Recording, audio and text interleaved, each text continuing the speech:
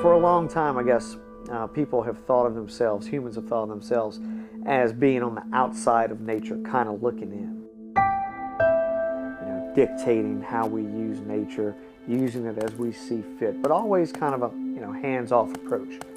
I think now, more recently, we've come to understand that humans are every much as part of this environment as any other animal out there. And so the health of the environment is greatly going to impact the health of us as humans. And so it's very important to understand our relationship within a greater natural environment.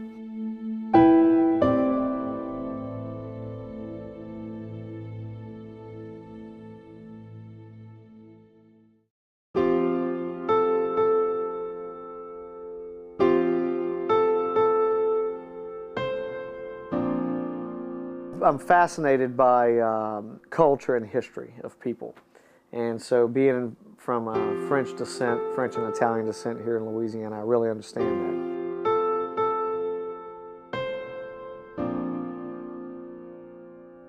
This is a special region because it has a lot of environmental aspects tied to the culture.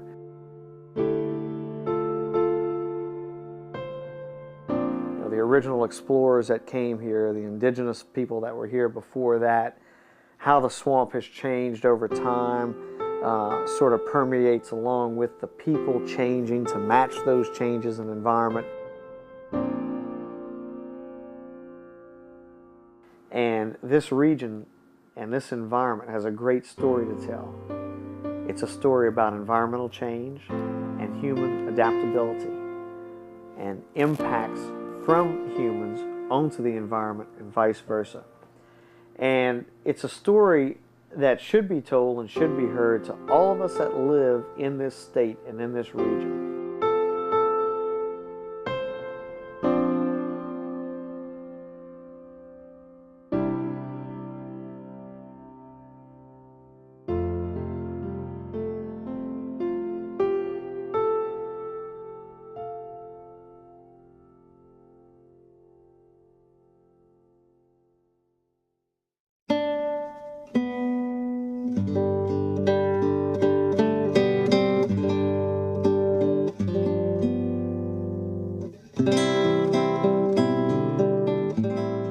Well, in 1876, the federal government released the southern states from wartime prohibitions during the Civil War and opened up all of this cypress swampland to exploitation by private lumber interests.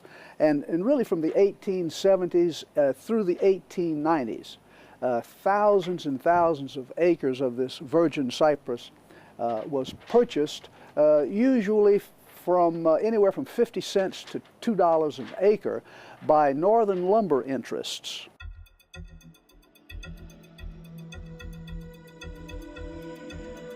Before the logging started, Rob, the forest was extremely dense. The trees themselves probably stood 2 feet apart, and there was not a whole lot of light from the sun that could get down to the floor of the forest. So it was really a very dense and dark forest. The lumber mill employees, people who call themselves swampers, would get 25 cents for every cypress tree that they cut down. And railroad logging was the method later on in the 1920s and 30s of getting those cypress trees out of the swamp to the mill. Before that, pull boat logging. Pull boat is a barge with a huge winch on it, steam powered, with cables snaking 2,000 feet out into the swamp, trees would be cut down, and the pull boat would winch those trees back to a body of water, a canal, and of course gouging out the swamp itself, which was probably the most disastrous of the ecological damages that could have been done. In fact, you can see aerial photos of that bicycle spoke environment that still exists today. Finally, after years of exploitation, Ponchatoula Cypress Lumber Company cut the last cypress tree in 1956, and the result is what you see out here, a cut-over cypress swamp.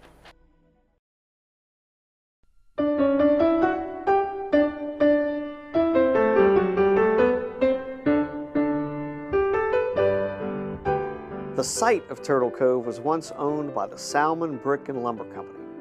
In 1902, they sold it to their president, Edward Schlater, a wealthy businessman and avid sportsman from New Orleans.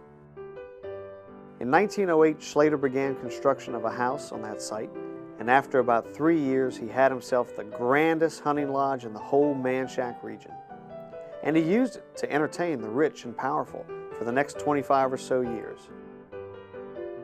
Schlater died in 1948, and soon after, a group of local businessmen from Hammond leased the property from the Schlater Foundation and created the Turtle Cove Club.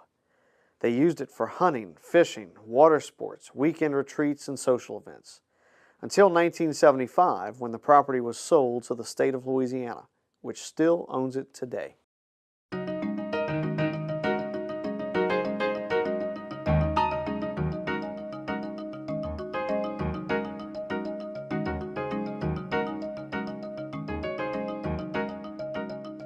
Probably the most difficult thing for anybody that's conducting research in coastal Louisiana is access, and access into the environment that you're trying to study. And so we're so fortunate here at Turtle Cove with our Galva Canal facility right here in Manchac that provides us a jumping off point into the system where all the boats are and everything that can be used to get out into the swamp. And you get out into Turtle Cove, which is sitting out in the middle of the resource that we're studying and that all of our researchers are studying. That's one of the key components of having the facility, because it provides access for researchers to do their work. Southeastern actually shares in this Galva Canal property and the property out at Turtle Cove with the Louisiana Department of Wildlife and Fisheries. In fact, we have a 99-year lease with Wildlife and Fisheries to manage and operate Turtle Cove. We're about 30 years in, so there's still plenty of work to do. The ride to Turtle Cove takes about 20 to 25 minutes and is accessible only by water. We're coming up on Turtle Cove now, and this is the old Schlater Lodge guest house, which is really at the heart of the program. The unique thing about past Manchac, Turtle Cove, the western end of Lake Pontchartrain is this is where the action is, where the fresh water meets the salt. And because Turtle Cove is right here at that interface, it provides some easy access, particularly the boat access is what I've used over the years, but easy access to get out in and collect these organisms in nature and study them in the environment where they live. I'm looking to see if any invasive species have gotten into the lake. This is an assimilation wetland. About 4 million gallons of treated, disinfected sewage are sheet flowed out into these wetlands every single day. So we've been studying the benthic invertebrates of the communities to try to get an idea of the condition of the swamp habitats. This is part of an overall project we've been doing for a number of years, really looking at the fecal pollution levels in area rivers. I think the great success that Turtle Cove has had over the past 20 to 25 years has been the widespread interdisciplinary use of the facility. All right, pH is 6.99. Okay. DO is 6.35.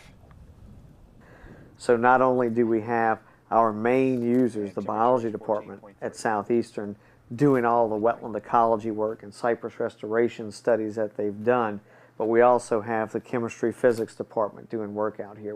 We have environmental historians doing work out here.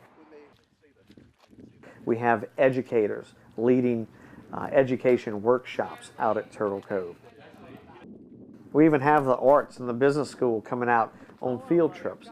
So the interdisciplinary nature and evolution of the work that's happened at Turtle Cove these past 20 to 25 years, I think, is one of our big successes.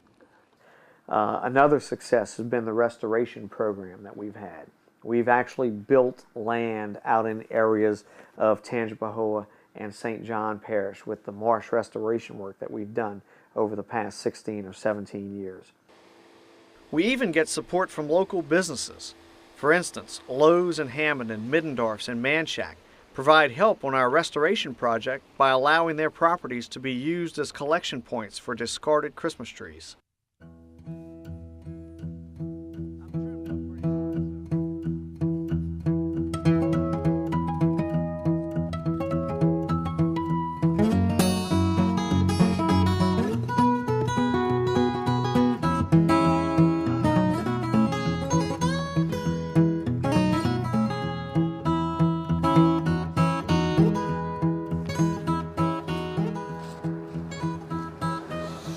What's going on here? As the waves come in, you get wave action coming in, and a little bit of high water. Any of the sediments that are in the lake or in the system here will get trapped by these Christmas trees. And also, as the grass grows into the trees over time, all this kind of starts to become natural, like a levee, like a Christmas tree levee, basically. And that's going to help prevent erosion along the shoreline here, which is the outlet of North Pass coming into Lake Maurepas.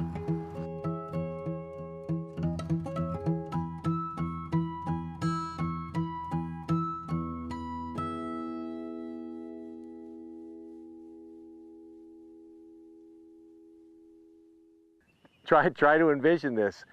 Right now it's open marsh and you see some scattered trees, but 100 years ago this was a dark, old cypress forest. There was none of this marsh grass. It was water, big cypress trees, hundreds of years old. And you had a completely different assemblage of animals here.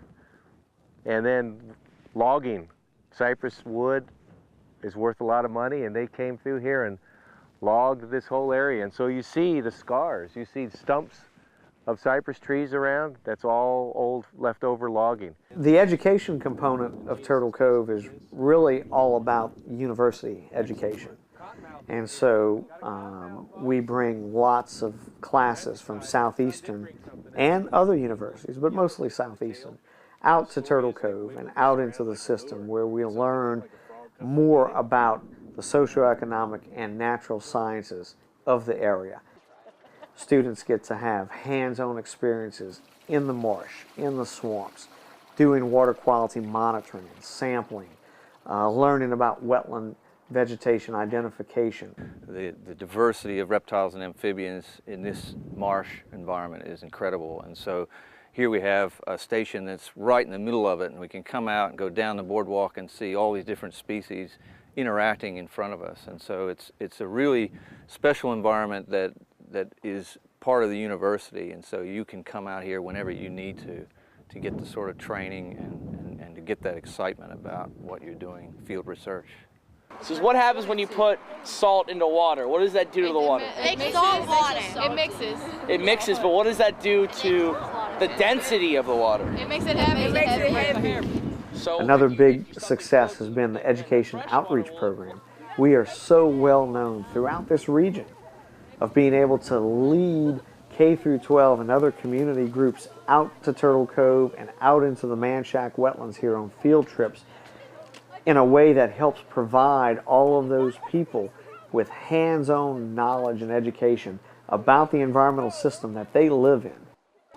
And when they learn, why are we losing so many acres of wetlands and so many square miles of wetlands every year, what the reasons are, and how can I, as I grow up from a child to an adult, help to change that? That's the most satisfying thing, because then you realize that you're touching these kids who are going to have a major hand in helping to decide the future of this region and the future of that human and environmental interaction. And if you can turn them on enough in the right way, and they're going to be a very positive force, going forward, then you've really done something. So we're still looking at a surge coming in around Lower Plaquemines and the Mississippi Gulf Coast, anywhere from 18 to 22, 25 feet. It appears that this system is making a turn towards us now, and it looks like it's going to be our turn this time for the major hurricane. You're looking at about 15 to maybe 20 feet of water, and again, some areas could see higher. Now, the north shore of Lake Pontchartrain, after the very along, dark times of Hurricanes Katrina and Rita, and later Gustav and Ike, we were sitting with a facility that was heavily damaged. We had lost all of our boardwalks and our bulkheads. We still kept doing a lot of the work because of the Galva Canal facility that we have, but something was missing. And now that we've undergone this big FEMA restoration, this $5 million restoration of Turtle Cove and its facilities and infrastructure, we're back into the actual system, into the swamp and marsh environment where the researchers do their work and where all of the education and outreach groups do their learning. And so that's why it's been so very important to have Turtle Cove itself come back into the fold of all the work that we do.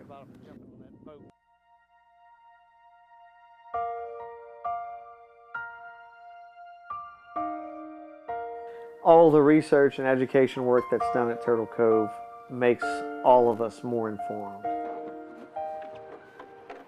It informs our community, it informs our state, it informs scientists around the world on how we can better live within a coastal wetland environment.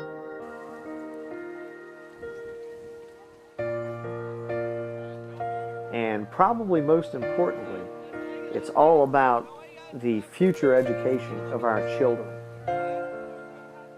because they are indeed the future, and they're going to be the people that help us live better with our environment going forward into the future.